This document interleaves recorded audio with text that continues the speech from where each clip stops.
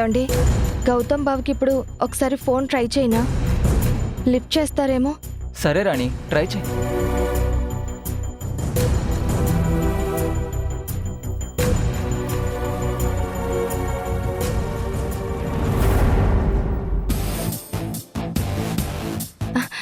ఏమండి, బాబు వచ్చేసారు. Sir welcome sir, welcome. Thank you. Welcome sir. Sir welcome sir. Thank you. Sir welcome sir. Thank you. Sir welcome. Thank you. మీరు మళ్ళీ ఇదే స్టేషన్కి charge తీసుకున్నారా sir? అవును రాజు, సార్ చాలా సంతోషంగా ఉంది రాజు. ఈ డ్రెస్ వేసుకుంటే తల్లి కొంగుని చుట్టుకొని పిల్లవాడు ఆడుకుంటున్నంత ఆనందంగా ఉంది. ఈ యూనిఫామ్ నా జీవితానికి ఒక అర్థం ఇచ్చింది. ఈ యూనిఫామ్ ఒక బాధ్యత, ఒక గౌరవం, అన్నిటికీ మించి ఆనందం. ఇటువంటి ఆనందానికి ఎన్నో రోజులు దూరం అయ్యాను నేను. మీరే కాదు సార్, మేము ఈ స్టేషన్కి వచ్చే జనం అందరూ మిమ్మల్ని మిస్ అయ్యారు. సార్, మీరు యూనిఫామ్ వేసుకుంటే స్టైల్గా కాదు, స్ట్రిక్ట్గా న్యాయం కనిపిస్తుంది. ప్రజలకు న్యాయం జరుగుతుందనే నమ్మకం కనిపిస్తుంది. Welcome sir. రాణి, మీరేంటి ఇక్కడ? అక్క గురించి కంప్లైంట్ ఇద్దామని వచ్చాం బావా. కానీ మీకు ఒక మాట చెప్పిస్తే మంచిదని ఆగాము. అందుకే మీకు కాల్ కూడా చేశాం, కానీ మీరు లిఫ్ట్ చేయలేదు. అది హెడ్ ఆఫీస్లో ఉన్నాను రాణి, అందుకే లిఫ్ట్ చేయలేకపోయాను. పర్లేదు బావా. రాణి, నేను ఛార్జ్ తీసుకున్నా తీసుకోకపోయినా ఫస్ట్ ప్రయారిటీ ఝాన్సీ విషయమే ఉంటుంది. కానీ ఇన్ని రోజుల తర్వాత ఛార్జ్ తీసుకోగానే ఫస్ట్ కేసు అదే కేసు రావడం కొంచెం బాధగా ఉంది. పర్లేదు, కంప్లైంట్ ఇవ్వు రాణి. మాధవ్ సార్ చూడు. అలాగే సార్. రాణి, అక్కడికి వెళ్ళి కంప్లైంట్ ఇవ్వండి. పదండి.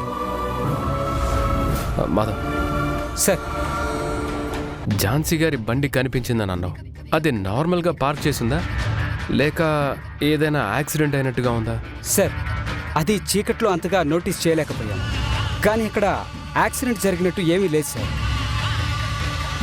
బండి నీట్గా ఉంది, మరీ అంత ప్రాపర్గా అయితే చెక్ చేయలేదు సార్. ఒక పని చేయి, ఇప్పుడు రాణి వాళ్ళు కంప్లైంట్ ఇవ్వగానే ఆ సైట్కి వెళ్ళి ఒకసారి బండి చూడాలి. అక్కడ వర్క్ మొత్తం ఫినిష్ అయ్యాక బండి స్టేషన్కి మూవ్ చేసేలా చూడు. Okay sir.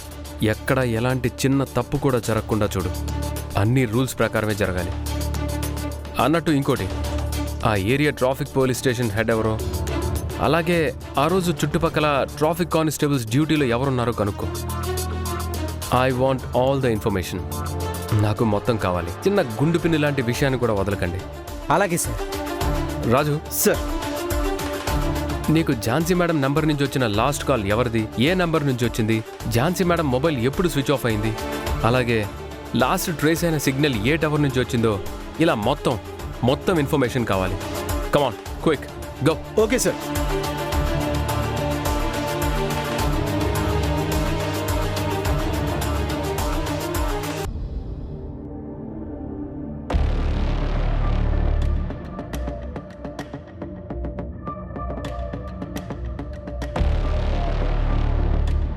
రే, ఎవడ్రా వాడు? ఇంతకుముందు ఫోన్ చేసింది ఇతనే.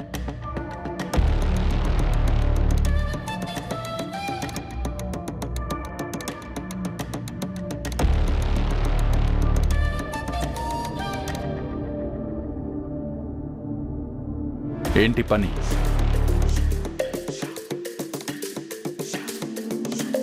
వీడు కోర్టులో నోరు విప్పకూడదు. ఎవరు ఎంత అడిగినా, ఎన్ని రకాలుగా ఇబ్బంది పెట్టినా వాడు మాత్రం నోరు తెరవకూడదు. మౌనవ్రతం చేయొద్దంలే. వీడు నోరు విప్పాలి.